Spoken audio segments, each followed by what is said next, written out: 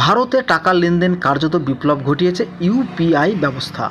চোখের নিমেষে ব্যাংকে পাঠানো হচ্ছে, বিল মেটানো হচ্ছে, সব ক্ষেত্রে কিন্তু ইউপিআই ট্রানজ্যাকশান।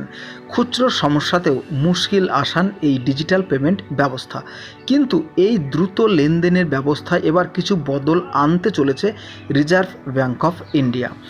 ইউপিআইয়ের মাধ্যমে অনলাইন জালিয়াতি রুখতে 1 আওয়ার ওয়েট ব্যবস্থার চিন্তাভাবনা শুরু করেছে শীর্ষ ব্যাংক।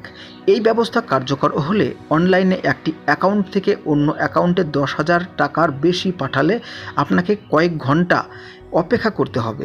বিষয়টি সময় সাপেক্ষ হলেও গ্রাহকদের আর্থিক নিরাপত্তা নিশ্চিত করতেই এই উদ্যোগ নেওয়া হয়েছে আরবিআই তরফ থেকে। নতুন প্রস্তাবে বলা হয়েছে, এখন কোনো ব্যক্তি অন্য কারো ব্যাংক অ্যাকাউন্টে যদি 10,000 টাকার বেশি পাঠান, তাহলে সেই টাকা সঙ্গে সঙ্গে দ্বিতীয় অ্যাকাউন্টে চলে যাবে না।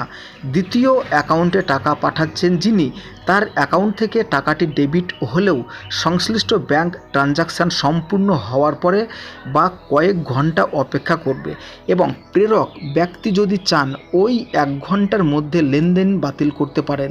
সেক্ষেত্রে ওই টাকা ফের তার অ্যাকাউন্টেই ফিরে আসবে। তবে দোকানে কিউআর কোড স্ক্যানিংয়ের এই ব্যবস্থা কার্যকর হবে না। কেন এই ব্যবস্থা চালু করছে?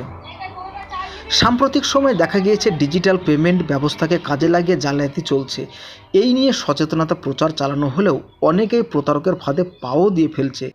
হ্যাকিংয়ের বদলে গ্রাহকদের ভুল বুঝিয়ে নিজেদের ব্যাংকের অ্যাকাউন্ট টাকা পাঠাতে বাধ্য করছে প্রতারকরা। বেশিরভাগ ক্ষেত্রেই দেখা গিয়েছে আজকাল আপনি আপনার মোবাইলের ওটিপি দেন, আমি ব্যাংক থেকে বলছি, এই সমস্ত কথাগুলো মানুষকে বিভ্রান্তিকর ফেলছে এবং ওটিপি নিয়ে কিন্তু তাদের ব্যাংক অ্যাকাউন্টের টাকা হাতিয়ে নিচ্ছে। আপনি কাউকে 10,000 টাকা ট্রান্সফার করলেন এবং আপনাকে 1 ঘন্টা সময় দেওয়া হবে। আপনি যদি ভাবেন যে ওই 1 ঘন্টার মধ্যে টাকাটি আপনি পুনরায় রিফান্ড করে নেবেন আপনার অ্যাকাউন্টে, তো সেটাও কিন্তু প্রযোজ্য হবে। তো বন্ধুরা, এটা আজকে বলার ছিল। কেমন লাগলো অবশ্যই জানাবেন।